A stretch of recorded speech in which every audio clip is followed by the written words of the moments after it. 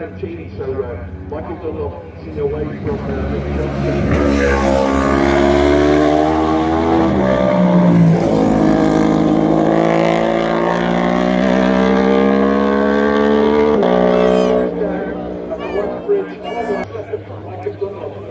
just a tenth of a second in this as